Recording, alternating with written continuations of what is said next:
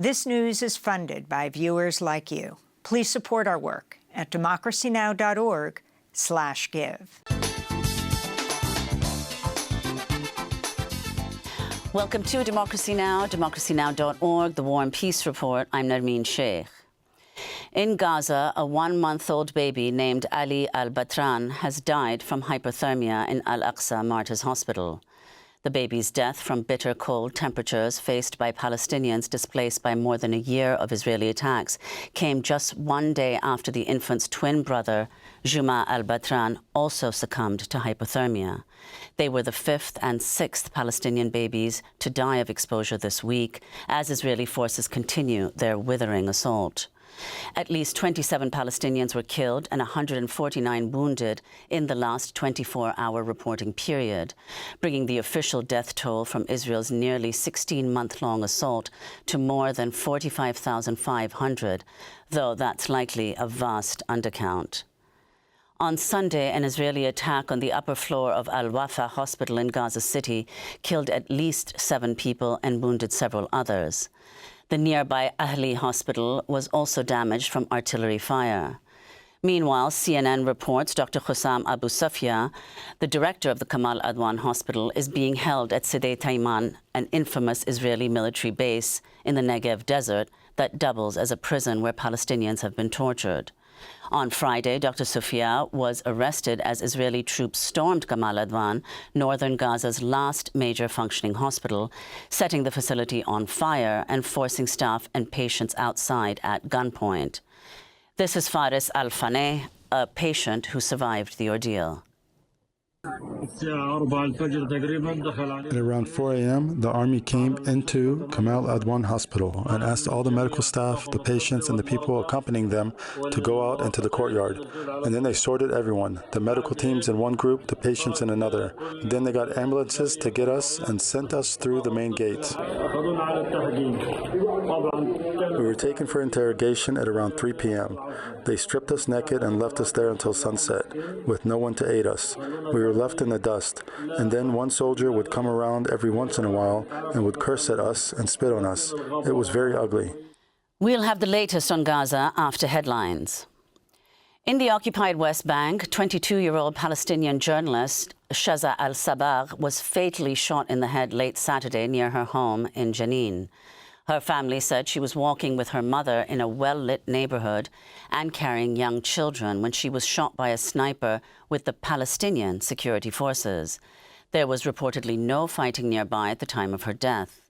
The Palestinian Authority denied the claim and instead blamed Israeli forces for the killing. Sabagh had been active in documenting the Palestinian Authority's crackdown on armed groups fighting the Israeli occupation.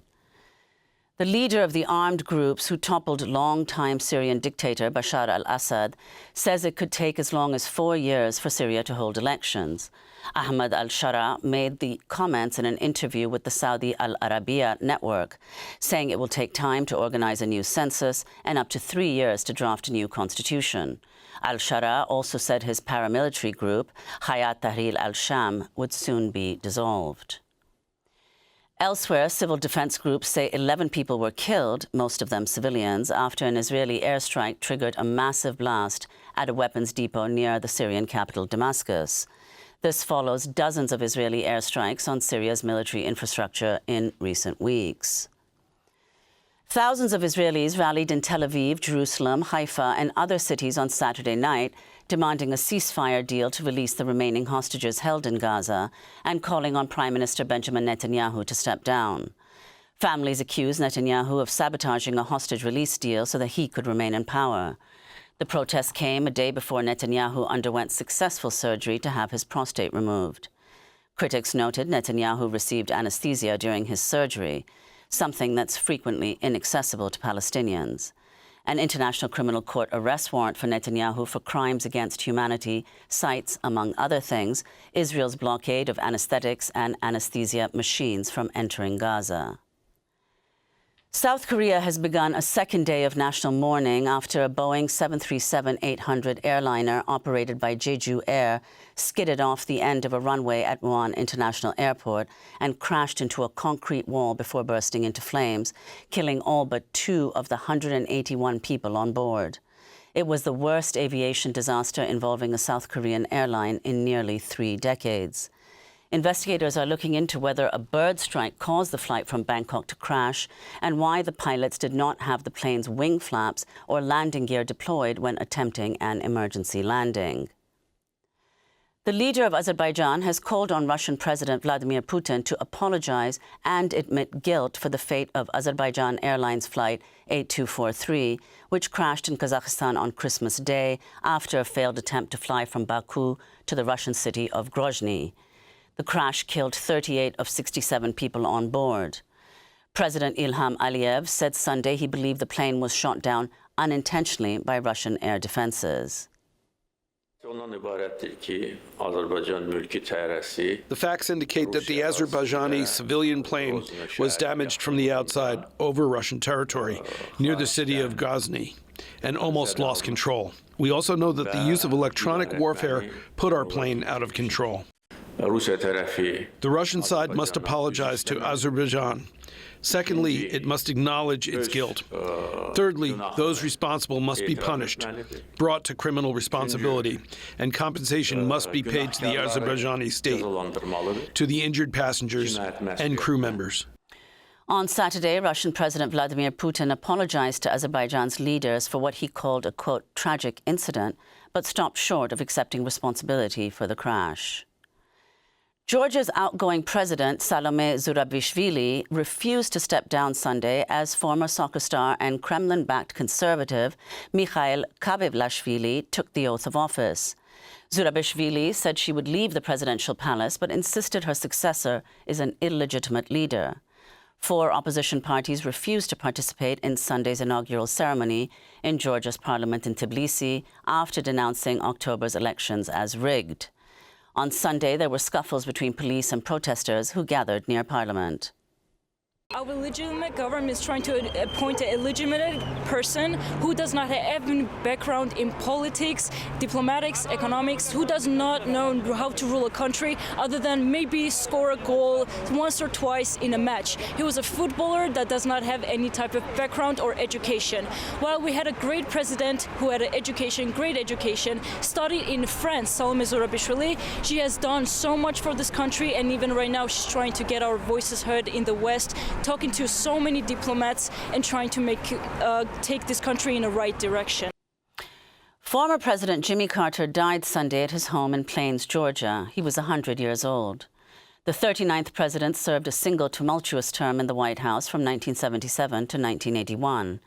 He's remembered as a man of deeply held faith who helped negotiate a landmark peace deal between Israel and Egypt that holds to this day. Carter was also a committed Cold Warrior who began funneling arms to the Afghan Mujahideen to fight the Soviet Union in 1979.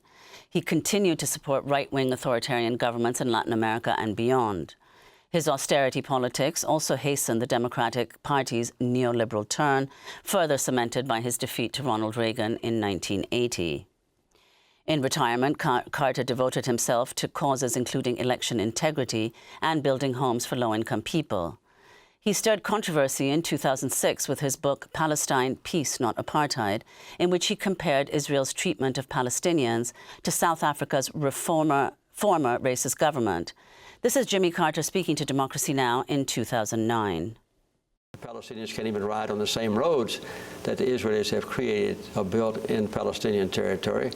The Israelis never see a Palestinian except their Israeli soldiers. The Palestinians never see an Israeli except at a distance, except the Israeli soldiers. So within Palestinian territory, they're absolutely and totally separated, much worse than they were in South Africa, by the way.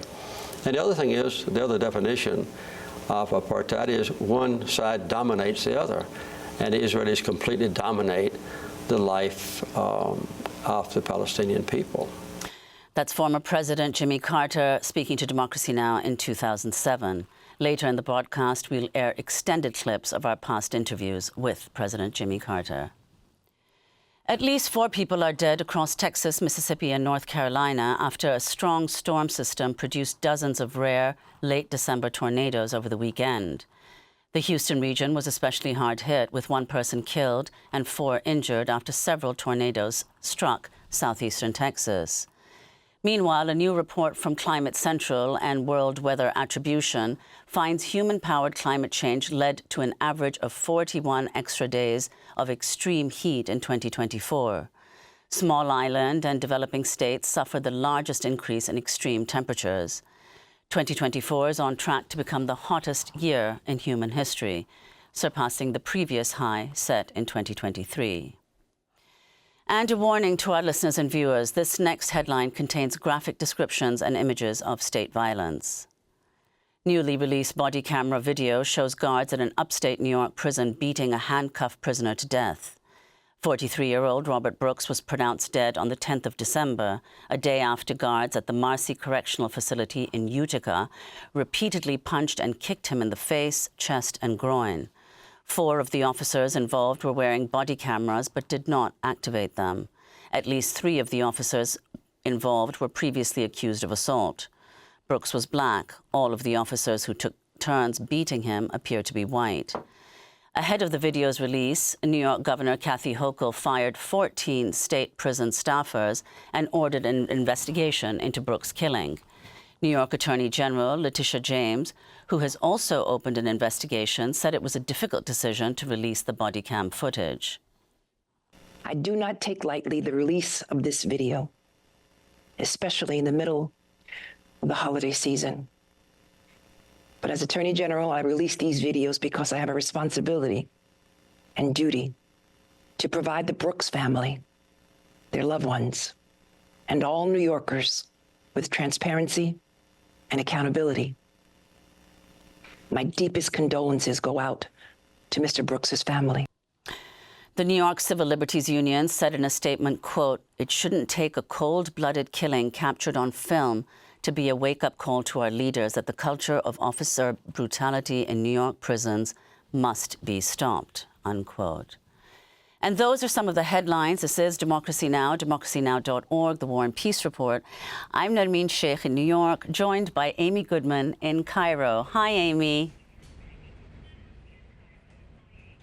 Hi, Nermeen, and hello to all our listeners and viewers around the country, here in Egypt, and around the world. Democracy Now! Is funded by viewers like you. Please give today at democracynow.org/give.